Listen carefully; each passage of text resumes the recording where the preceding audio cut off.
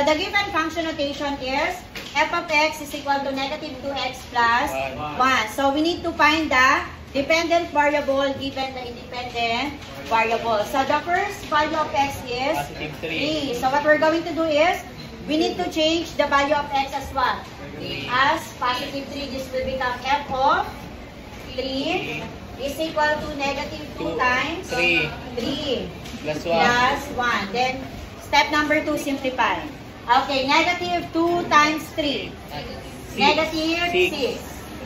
Then after that, negative 6 plus 1. Same sign, unlike. Add or subtract. Okay, 6 minus 1. And what is the sign of the bigger number? Okay, therefore, what is the ordered pair?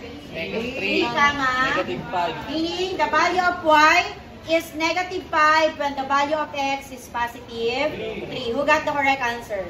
Okay, very good. Next, proceed for letter B. What is the value of x? Negative 3.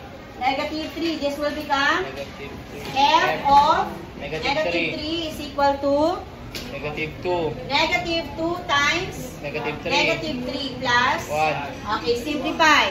Negative times negative 6. positive. 2 times 3 6. 6 plus 1. 7. What is the ordered pair? Negative 3 comma 7. Tama. 7. Therefore, the value of y is 7 when the value of x is negative 3.